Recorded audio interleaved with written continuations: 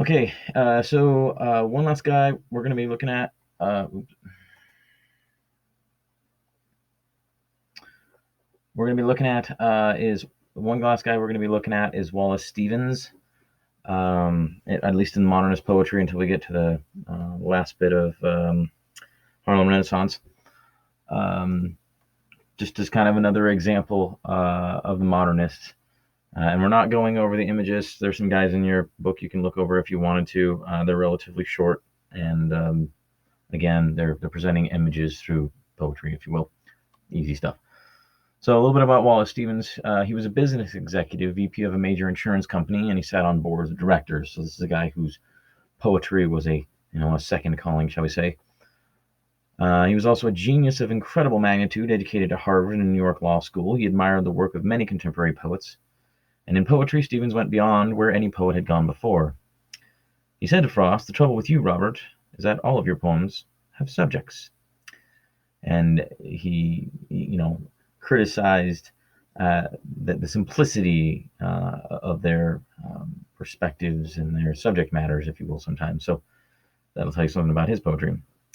The statement gives a clue to the distinctive originality of his own work. From him, objects are important only as touchstones for the play of the imagination. So we're going to be reading Anecdote of the Jar. Anecdote as a word, okay, is a brief story, usually one that illustrates an odd or amusing example of human behavior. So the anecdote in Anecdote of the Jar, in contrast, tells a big story. Stephen invites us to make our own emotional and visual association in order to supply the details that lift this cryptic poetic anecdote out of the ordinary. So as you read, pay attention to the contrast between the scenes described in the first two stanzas, then determine what you associate with each scene or image. All right, so here we go. I placed a jar in Tennessee, and round it was upon a hill. It made the slovenly wilderness surround that hill. The wilderness rose up to it, and sprawled around no longer wild. The jar was round upon the ground, and tall, and of a port in air. It took dominion everywhere. The jar was grey and bare. It did not give of bird or bush, like nothing else in Tennessee. Now, as we read, start off just looking at this poem, it doesn't really lend too much. You just go, okay, it's barely even a story about a jar. And yet he, again, is begging us to dig deeper, because that's what these poets do. So let's break this down by stanza, as usual. So we have this jar that's been placed in Tennessee, and it's round upon a hill, and it's made the slovenly wilderness surround that hill. So slovenly, right, is kind of disheveled and unkept. Surround that hill. It made the slovenly wilderness surround that hill. So some people think that's a commentary on how the jar is manipulating the visual. If you're looking into the jar, that the wilderness behind it is all being warped and seems to be surrounding the hill. Or that that's simply the effect this jar has on its environment. Okay, that this person who placed this jar there suddenly has affected the environment through this artificial and man-made thing. So then we go there. Next stanza. The wilderness rose up to it and sprawled around, no longer wild. The jar was round upon the ground and tall, and of a port in air. So there's an effect that this jar has.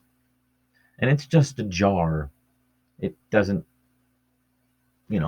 have any particular function or use as it's been placed. But it affects the wilderness, makes it no longer wild. Why?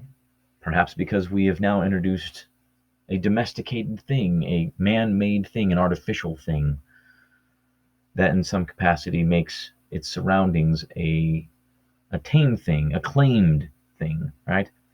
The jar was round upon the ground and tall, and of a port in air. So there's an effect there that we're seeing here. tall and of a port in air, all these descriptions that the jar is giving makes it sound as if it is raising up, right, the wilderness and its environment to something of important, right? Of a port in air means that it, is something of significance and importance, right? And then it says it took dominion everywhere. The jar was gray and bare, and these weird things, right? It doesn't have anything in it. It's just gray, and yet it takes dominion. It has authority and power over all these things. It did not give of bird or bush. Now that's kind of cryptic. Most of the time, that's interpreted as being that the jar does not, you know, give freely or care for anything that's surrounding it. It's carefree, or it's dismissive, if you will. And it says like nothing else in Tennessee. And there's kind of a weird double negative going on there, right? It did not give, and then like nothing else. It'd be like, well, okay, so does that mean that nothing else in Tennessee does not care and everything else does? And so here again, it begs a little bit of interpretation. So holistically, we see what's going on here.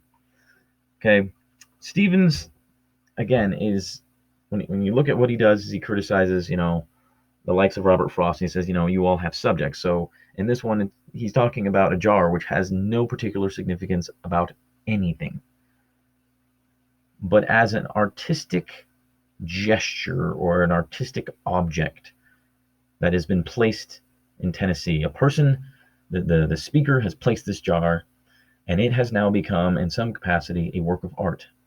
It is an action. It is a result, right, of an action.